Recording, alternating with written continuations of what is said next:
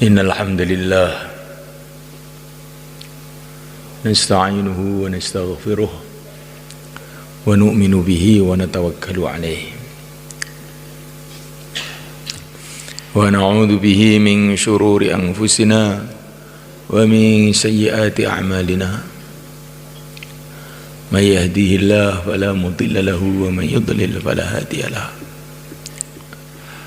Asyhadu an la ilaha illallah wahdahu la syarika lah wa asyhadu anna sayyidana wa maulana wa habibana Muhammadan abduhu wa rasuluh arsalallahu rahmatan lil alamin wa kharzan lil ummiyin fafatahallahu bihi a'yunan umya wa adhanan summa wa quluban ghulfa wa ja'alahu rahmatan lil alamin. Allahumma salli wa sallim wa barik alaihi wa ala alihi wa ashabihi wa tabi'ina lahum bi ihsanin ila yaumiddin, amma ba'd.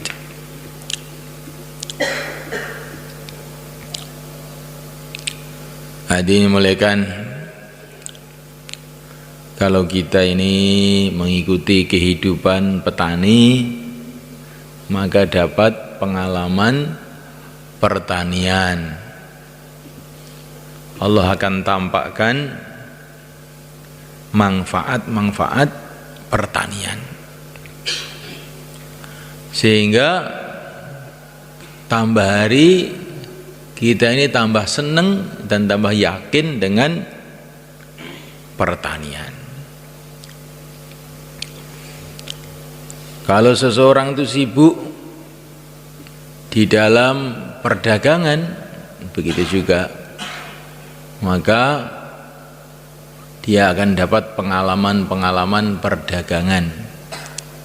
Allah SWT akan tampakkan kepada dia manfaat-manfaat perdagangan, sehingga tambah hari tambah suweneng dengan dagang, tambah yakin dengan perdagangan, sehingga pikirannya kalau saya dagang maka saya akan bahagia, akan sukses. Tapi kalau saya tidak dagang, hancurlah saya. Begitu juga orang yang sibuk dalam politik, cari jabatan, maka nanti dia akan dapat pengalaman-pengalaman kelezatan jabatan itu, sehingga tambah hari tambah senang dengan jabatan itu. Kalau saya tidak jadi bupati, hancur saya. Memulaikan Allah Ta'ala, lah kalau orang itu sibuk di dalam agama, di dalam jalannya Rasulullah SAW, maka nanti Allah akan tampakkan barokah-barokahnya agama itu. Allah akan berikan pada dia kelezatan amalan agama, sehingga tambah hari tambah senang kepada agama, tambah yakin kepada agama, tambah cinta kepada Allah, tambah cinta kepada Rasulullah SAW, tambah sayang kepada umatnya. Jadi orang itu keyakinannya itu Allah jadikan itu sesuai dengan kesibukannya. Keyakinannya Allah sesuaikan dengan kesibukannya. Sudah tertibnya Allah ya begitu itu.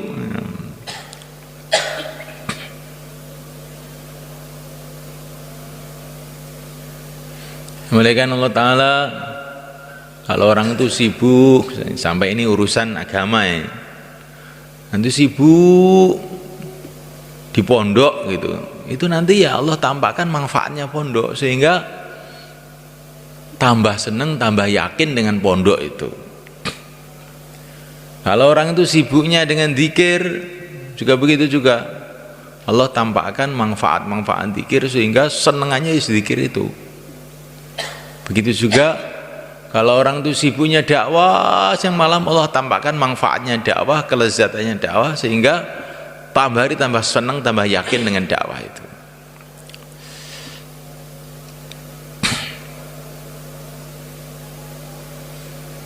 Lah kalau orang itu sibuk dengan seluruh amalan Rasulullah, ya dakwahnya, ya ngajinya, ya zikirnya, ya akhlaknya, maka nanti dia dapat pengalaman lengkap. Ibaratnya orang makan itu komplit, bumbunya itu komplit. Itu sudah sunnatullah, tertib Allah di muka bumi itu begitu itu.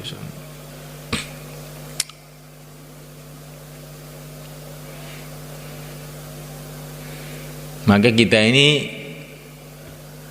duduk di sini ini adalah usaha bagaimana kita ini sibuk dalam agama, sibuk di dalam kerjanya Rasulullah SAW. Maka dengan itulah nanti Allah akan tampakkan, nggak tahu apa itu. Nah, setiap orang itu beda-beda.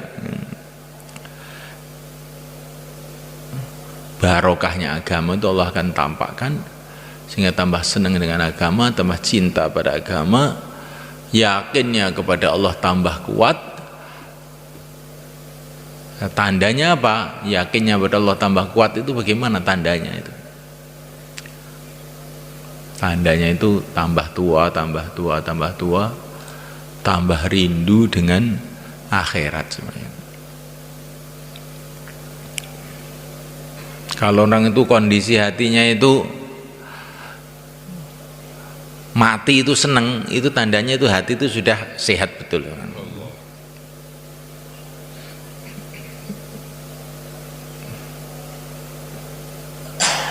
Tapi kalau orang itu kira-kira kok, ini kamu bayangkan bagaimana kalau malaikat Israel nanti habis bayan subuh ini datang, kok kita ini hatinya masih keberatan, berarti hati kita belum sehat, itu masih sakit.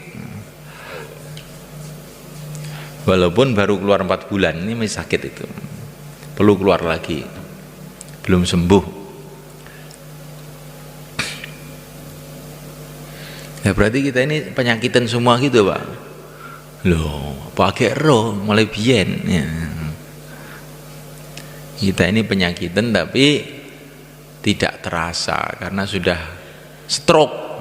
Orang stroke itu dijiwit nggak terasa, dipendung nggak terasa, memang sudah saking nemennya itu ya. Perasaannya juga sudah hampir jadi wali, tapi ternyata itu sebetulnya masih penyakitan.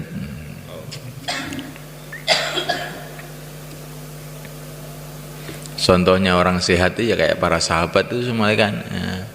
Tiap habis sholat doa, ya Allah saya ingin mati syahid ya Allah, berikanlah aku mati syahid ya Allah. Itu doanya itu tiap hari begitu, bukan minta panjang umur, minta mati syahid.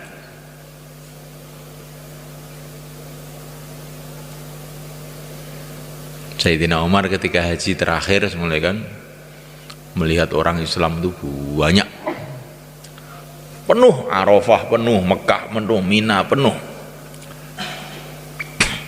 Maka beliau itu menangis, ya Allah ini rakyat saya itu sudah begitu banyak,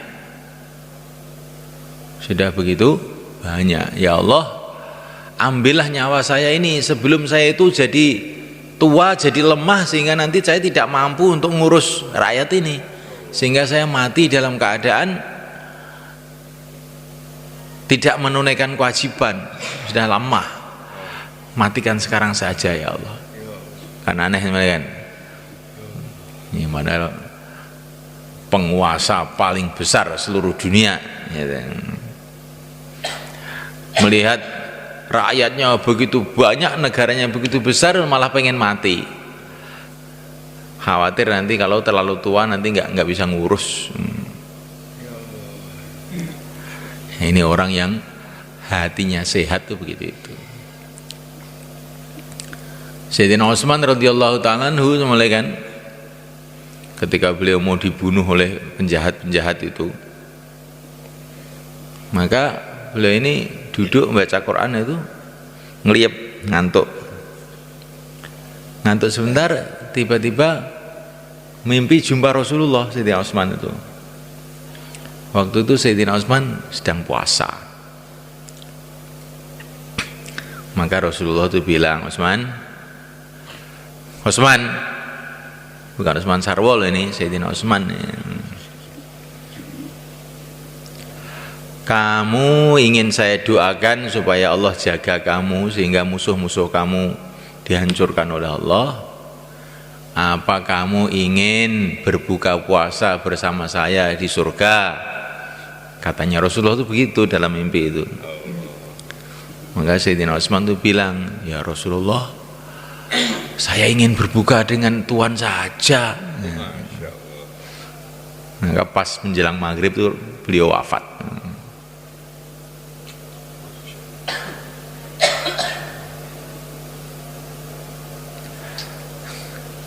Itu loh kondisi hati para sahabat itu kayak begitu itu.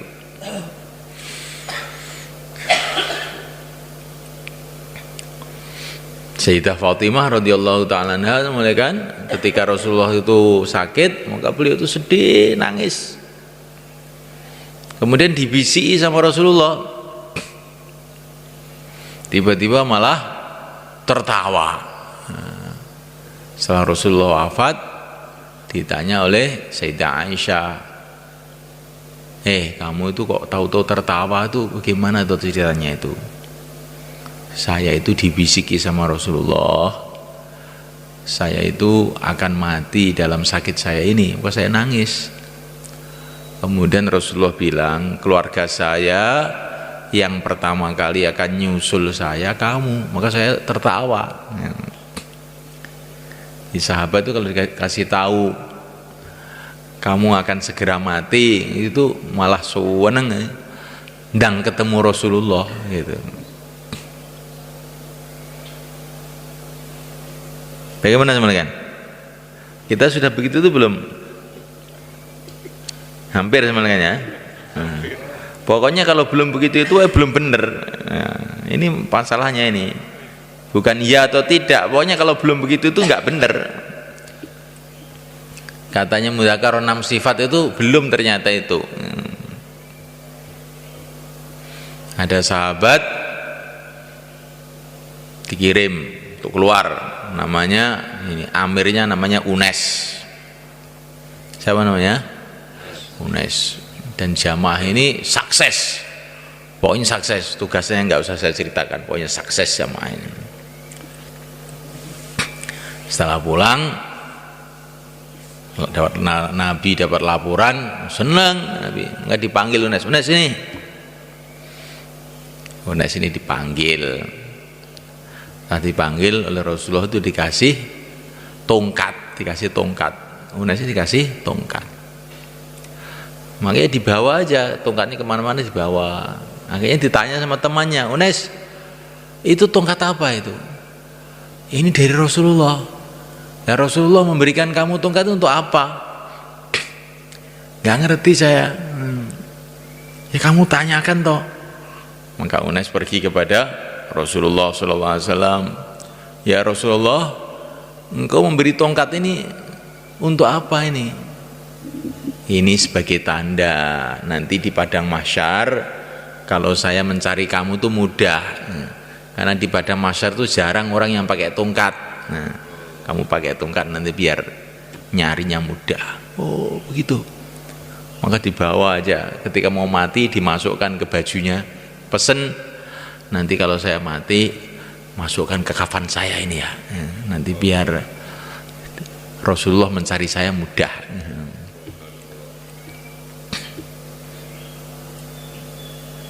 Ini sahabat memulakan.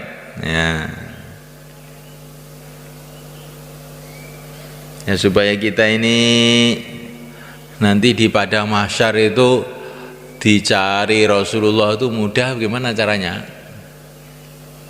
Kita nggak dikasih tongkat sama Rasulullah gimana nanti? Kalau hilang bagaimana nanti? Nah ini semua kan caranya adalah yang kita berpegang dengan sunnah, insyaallah malaikat. Karena orang itu kalau berpegang dengan sunnah, dengan kecintaan yang benar pada Rasulullah, nanti Rasulullah nggak usah nyari, kita akan didekatkan oleh Allah dengan Rasulullah, insyaallah malaikat. Banyak baca selawat. Nah, banyak baca selawat. Orang yang paling banyak baca selawat nanti orang yang paling dekat dengan Rasulullah. Dan juga malaikat Allah Ta'ala dijaga wudhu. Rasulullah itu mencari umatnya itu diantaranya itu karena Rasulullah melihat ada bekas-bekas wudhu, wajahnya bercahaya, tangannya bercahaya. Kalau wudhu yang sempurna, insya Allah malaikat. Satu hari Sayyidah Aisyah radhiyallahu ta'ala tanya kepada Rasulullah. Ini loh pertanyaannya para sahabat ini, supaya kamu renungi. Ya Rasulullah, nanti di padang mahsyar kalau saya ingin mencari Tuhan kemana, katanya. Sayyidah Aisyah itu tanyanya begitu. Kalau istri kita tanya pada kita gimana kira-kira? Neng terangkil apa neng nusupan apa neng diyun ngoten nggih. Tapi ini Siti Aisyah itu tanya tidak begitu. Nanti di padang mahsyar kalau saya ingin menemui Tuhan di mana? Oh, saya itu di padang mahsyar tidak akan lepas dari 3 tempat. Kamu cari saya di Telaga Kautsar. Kalau enggak ada nanti kamu cari di mizan ya, tempat timbangan amal. Kalau enggak ada kamu lihat di Sirat. Saya mesti di situ itu. Nanti ketemu kamu. Masya Allah. Semoga kita ketemu juga. Insya Allah malaikat. Ini cerita akhirat ceritanya. Allah.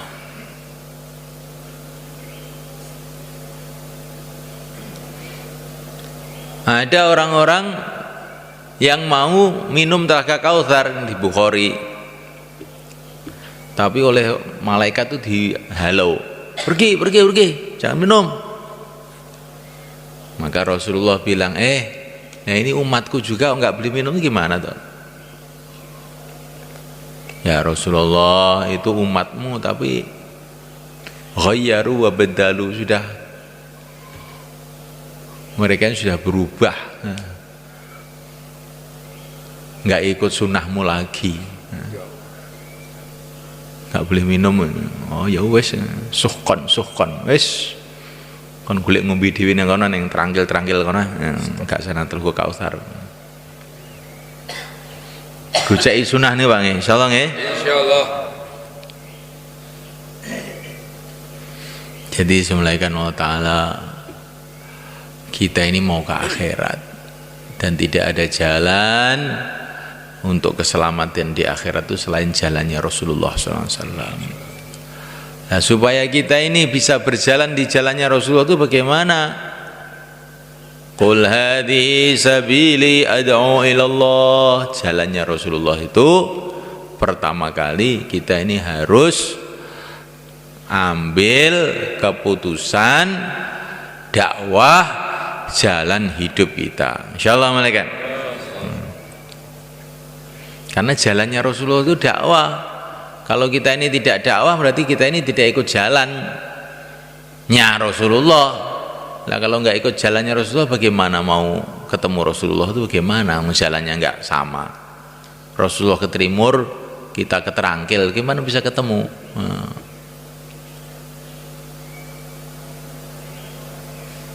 Maka dakwah ini bukan 3 hari, bukan 40 hari, bukan 4 bulan. Qul hadhihi sabili. Jadikan dakwah itu jalan hidup kita. Insyaallah malaikat.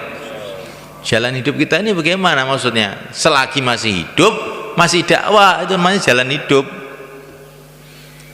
Kamu di rumah itu masih hidup atau tidak toh? Oh masih, ya kamu dakwah di rumah. Nanti kalau ketemu anaknya, ketemu istrinya, dakwah. Kita di dunia kumpul ini, nanti di akhirat bisa kumpul apa tidak ya? Kita ini hidup sudah 50 tahun, dilihat oleh Allah siang dan malam. Allah ridho dengan kita apa enggak ya? Nah, gitu. Insyaallah malaikat. Di sawah dakwah, di ladang dakwah, di pabrik dakwah, di masjid dakwah, di mana saja dakwah, itu namanya dakwah jalan hidup. Qul hadhihi sabili, jalan hidup sampai sakaratul maut. Sakaratul maut itu masih hidup apa enggak? Masih toh? Maka kayak masih harus dakwah. Am kuntum syuhada'a idh hadara Ya'qubal maut idh qala li banihi ma ta'buduna min ba'di qalu na'budu ilahaka wa ilaha abaika ila akhir ayat. Nabi Yakub ketika mau meninggal sakaratul maut, kumpulkan anak-anaknya, nak, nanti kalau saya sudah mati, yang kamu sembah siapa? Bukannya kamu makan apa, nak, nanti kalau saya sudah mati, yang kamu makan apa? Maka itu sawah terangkil untuk kamu ya, kalau rumah untuk adiknya, rumah itu ini adalah untuk ragil, yang ini untuk barep. Nabi Yakub tidak tanya apa yang akan dimakan anaknya, karena orang itu selagi masih hidup nanti kalau lapar cari makan sendiri, nggak usah dipikir teman-teman itu, dipikir dikit aja. Selagi masih hidup luwe kok golek mangan dhewe, gak usah dipikirin teman-teman. Yang dipikirkan, hei anakku, kalau nanti saya mati yang kamu sembah siapa? Yang aku sembah ayahku adalah yang Tuhan yang kau sembah, yang disembah oleh mbah-mbah Ibrahim, Ismail, Ishak dan Yakub alaihi wassalatu wassalam, Tuhan yang satu. Insyaallah nanti kita rencanakan kalau kita mati begitu, insyaallah ya. Belajaran mati, nanti kumpulkan anaknya ya, kita geledak begitu, anaknya kumpulkan, ada apa Pak ini, mau belajaran mati, nanti kalau saya mati kamu masih terus dakwah apa enggak nak? Oh insya Allah Pak, begitu Bapak mati saya akan keluar 4 bulan semua. Betul? Hari ini saya mau mati, ayo keluar semua. Insya Allah malaikat. Ya itu mati benar malaikat. Itu mesti akan kita jalani, kita harus punya rencana itu. Kita punya rencana mau mantu, mau nyunat nih, mau bangun rumah, mau beli ini, mau beli itu, bangun ini. Tapi rencana mau mati itu loh kok nggak ada, itu bagaimana? Ya Allah.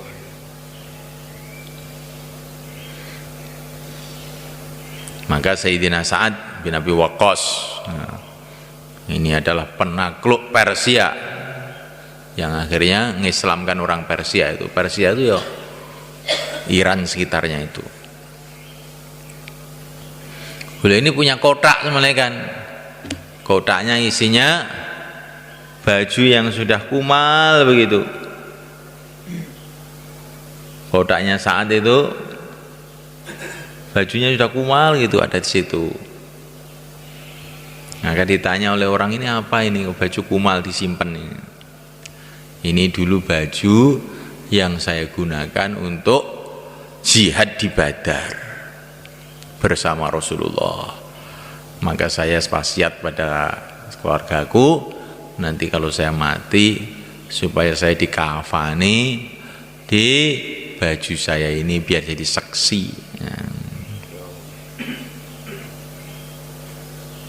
Maulana Zakaria rahimahullah, Maulana Zakaria yang nulis buku taklim kan, itu punya tanah itu santu gini, tanah apa itu? Setiap beliau keluar itu debu-debu yang ada di kakinya itu beliau kumpulkan jadi tanah ya, terus beliau pesan wasiat, nanti kalau saya mati sewaktu-waktu, tanah ini kamu masukkan di air yang untuk memandikan saya biar nggak kena api neraka nanti.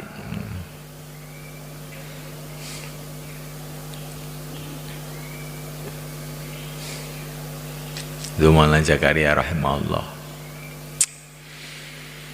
Allah, inilah pikiran orang-orang yang mau ke akhirat. Kalau kita ini mau ke akhirat atau tidak semalaikan? Hah? Enggak, kita ini akan di dunia selama-lamanya. Insyaallah malaikan. Loh. Oh ngantuk insyaallah orang ngerti alang ujure.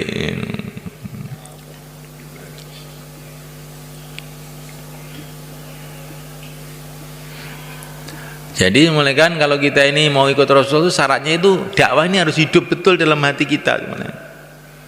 Setelah itu taklim. Nah, taklim itu. Karena kalau kita ini tidak taklim, berarti nggak dapat nasihat Rasulullah, nggak dapat nasihat para sahabat. Nah, akhirnya kita ini ucul kayak ini, wedus ucul.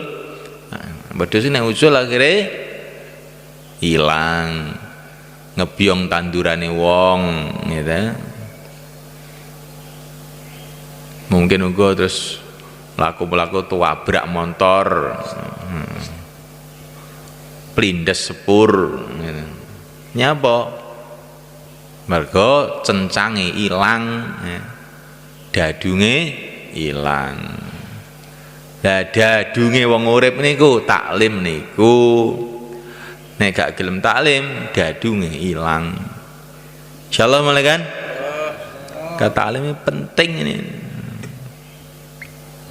Kita ini punya pimpinan Rasulullah, nggak pernah baca ceritanya, harus gimana nanti. Kita oleh Allah dikasih contoh generasi yang diridhoi Allah, para sahabat, nggak pernah baca ceritanya, gimana? Akhirnya ucul. Kita ini dikasih panutan orang-orang soleh, para ulama-ulama. Karena ini buku taklim itu sudah komplit, man. Quran ada, hadis Nabi ada, cerita sahabat ada, cerita wali-wali ada. Ini sudah komplit. Harus ada ini semuanya ini. Quran itu harus kamu baca. Nah, ini kitabullah, surat Allah kepada kamu. Dikirimi surat sama Allah nggak dibaca itu bagaimana? Hadis harus ada karena ini nasihat Rasulullah. Kisah sahabat harus ada karena mereka ini orang yang telah mengamalkan agama sempurna. Cerita orang-orang setelahnya, cerita para wali, cerita orang-orang soleh harus ada supaya kita ada semangat. Ternyata orang itu walaupun nggak ketemu Rasulullah itu ya bisa tuh jadi baik itu ternyata itu. Nah, gitu.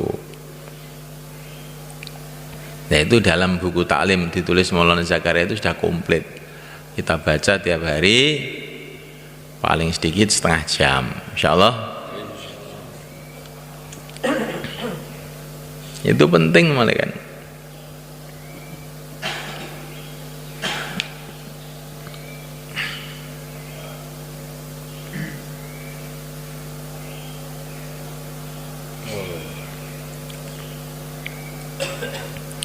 Semua yang ada dalam kitab taklim itu mutiara-mutiara. Nah, hadisnya yang sahih, hadisnya yang dhaif, semua itu adalah mutiara.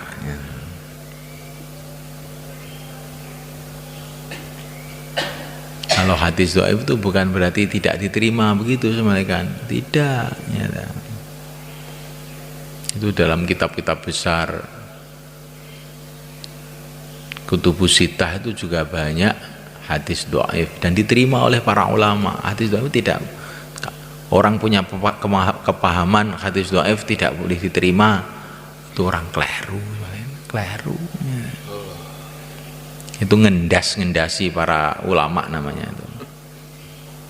Ngendasi ngerti? Ngendasi ngerti mboten mana nih? Wong keminter, ya, wong keminter orang Jawa gitu. Dalam Bukhari saja ada beberapa hadis yang sebagian ulama mengatakan dhaif dan diterima oleh para ulama. Begitu juga dalam Muslim.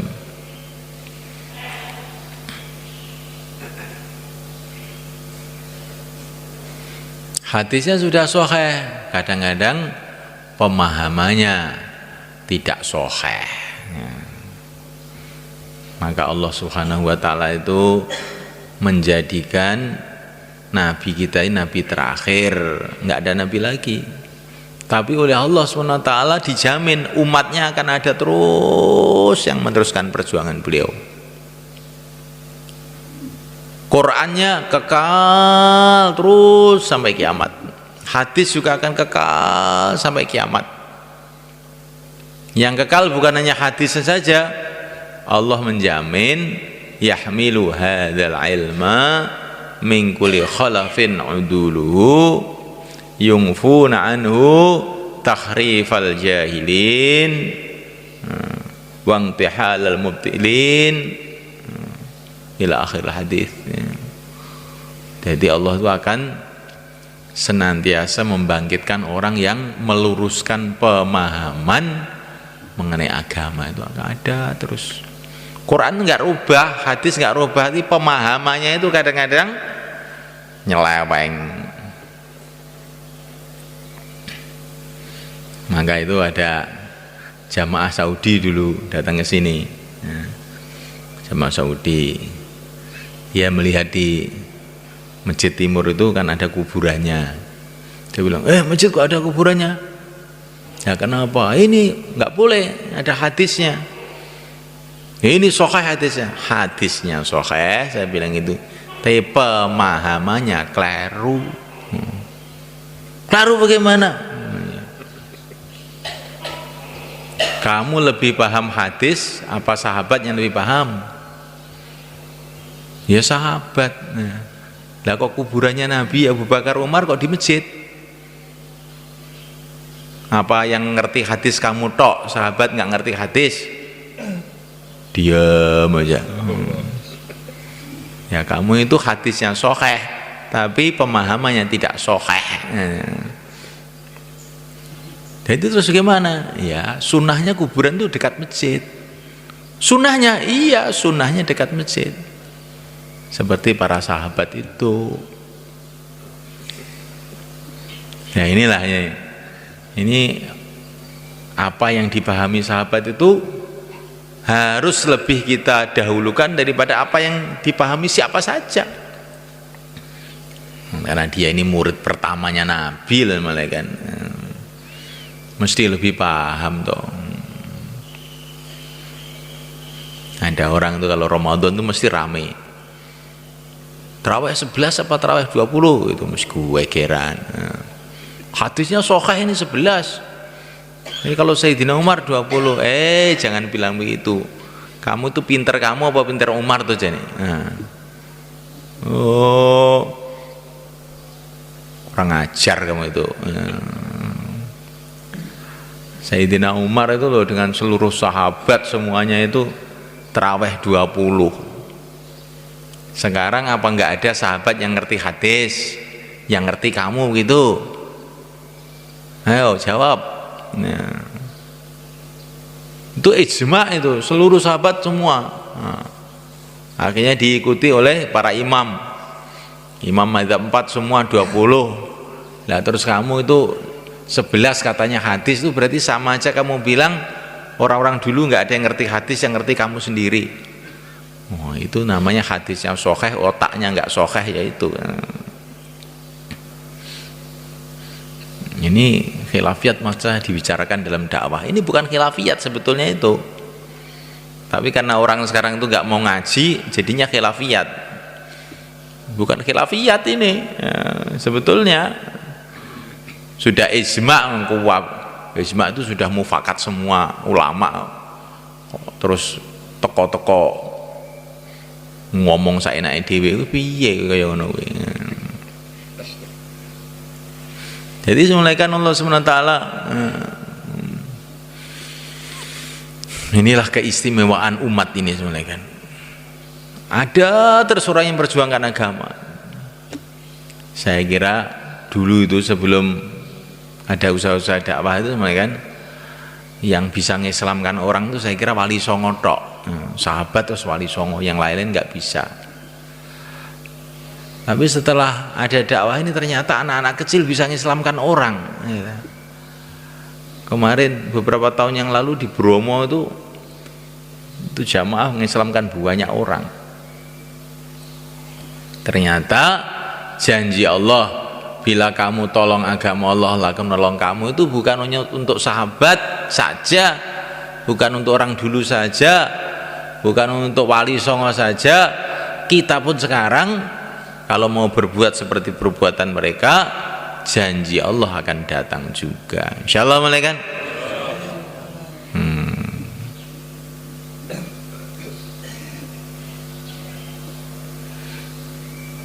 Ini bayan subuh, bayan khilafiyat nih ya, nggih. Ben lurus pikirannya niku, aja sampai wong dakwah niku pikirannya niku gak lurus. Lah niku ampri lurus kuwi taklim. Kalau taklim kali malah zakat dikenal nih karo sahabat, kenal nih karo para ulama, ini penting nih.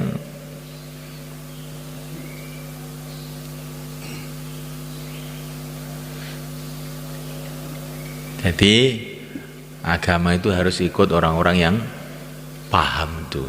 Insyaallah mulai kan. Imam Bukhari itu orang yang pakarnya hadis pak nomor 1 seluruh dunia itu. Tapi beliau ini nggak berani kasih fatwa ini halal haram, nggak berani. Itu bagiannya Imam Syafi'i, bukan bagian saya. Saya itu bagian nyatet, saya ini bagian ngeriwayatkan saja. Ini yang menyimpulkan Imam Syafi'i sana loh, Imam Abu Hanifah sana. Ya, sekarang itu tahu hadis 5 itu aja sudah fatwa anjing halal loh. Dilungkas apa nah yang syarat halal nih? Baikon halal sesuai.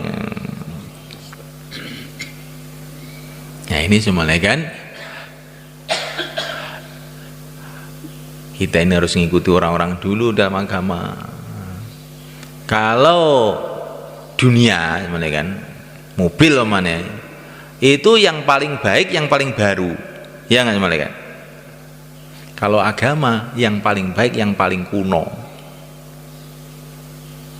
Karena agama itu seperti air mengalir itu, yang masih dekat sumber itu masih bersih.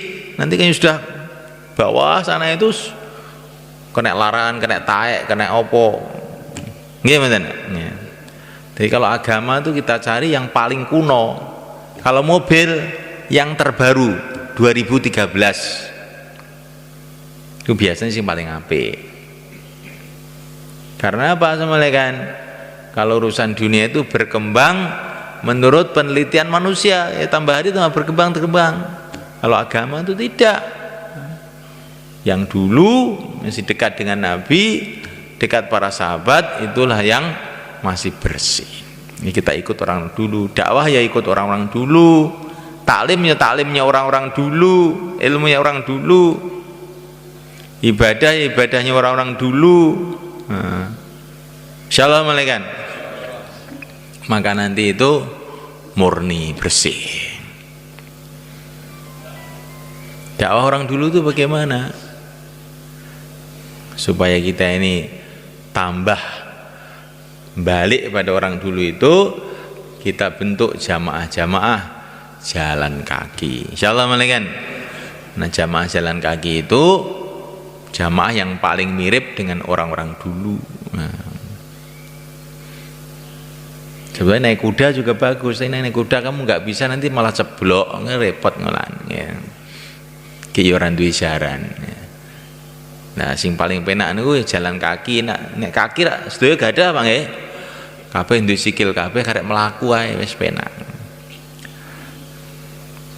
Kejaba sing mboten gadah sikil niku nggih. Tumpakne apa kono. Jamaah jalan kaki ini penting malaikat, biar kita ini ingat Nabi jalan kaki, para sahabat jalan kaki ya. Jalan kaki kok bisa menyebarkan agama seluruh dunia. Kita ini punya pesawat, punya mobil, kok malah nggak bisa kemana-mana, kan aneh malaikat ya.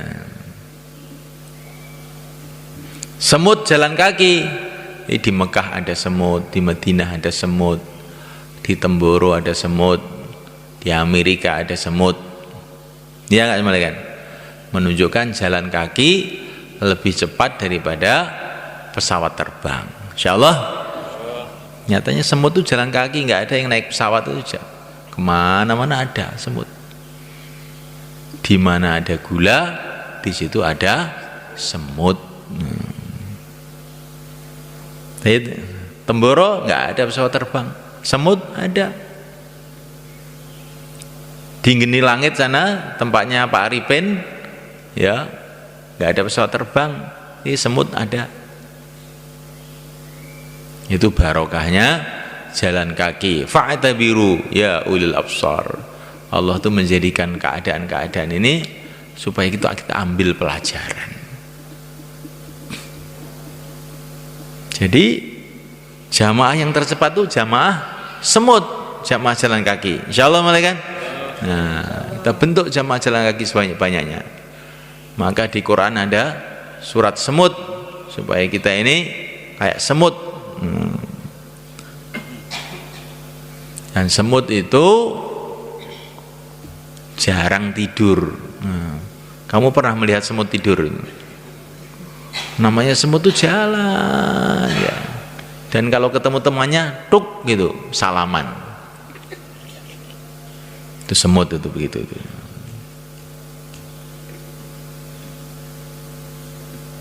Semut itu kelihatannya lemah, tapi bisa jebol tembok karena dia telaten. Sidik tahu-tahu tembok jebol, tekel jebol. Itu namanya semut. Semua orang marah sama semut.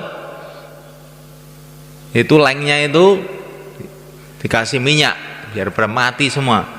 Tapi semut nggak ada habis-habisnya. Nah, walaupun seluruh dunia marah sama semut, negara-negara marah, raja-raja marah, tapi semut tetap terus jalan. Itu kehebatan semut semua kan. Dan semut itu tidak perlu fasilitas.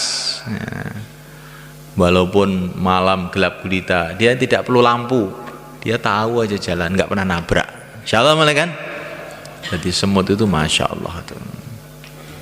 Gak kokean fasilitas, kokean. Dan semut itu kemana-mana tidak membawa bekal, ya. Jadi kalau kita ini kemana-mana pikirannya bekal kalah dengan semut. Semut itu nggak bawa bekal, berani aja kemana-mana. Sampai ke Mekah, ke Madinah, nggak bawa bekal dia. Ya. Kita berani ke Mekah, ke Madinah nggak bawa bekal? Nggak berani. Berarti iman kita ini kalah dengan semut. Ya.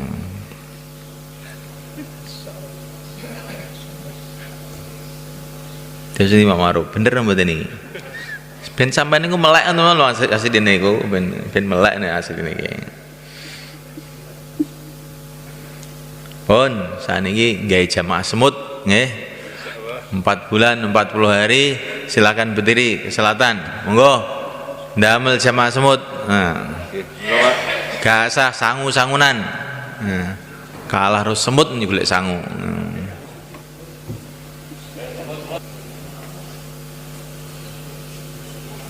Tapi semut itu kan megel nih Pak. Nek golek coro diangkat karo kancane 20 ngoten terus siloke niku malah bodho numpak ning dhuwur ngoten. Semut niku megel nih ngoten. Niku kaya wong dakwah sing metu te gak melok program, bature taklim turu munggah. Niku nggih semut niku. Tapi niku mengke melok mangan corone niku. Jadi pokoke kita niku bareng-bareng walaupun ngantuk tapi terus bareng-bareng mengke oleh ganjarane kabeh. Insyaallah Bang Pun saniki telu-telu dibaleni. Monggo. Telu-telu.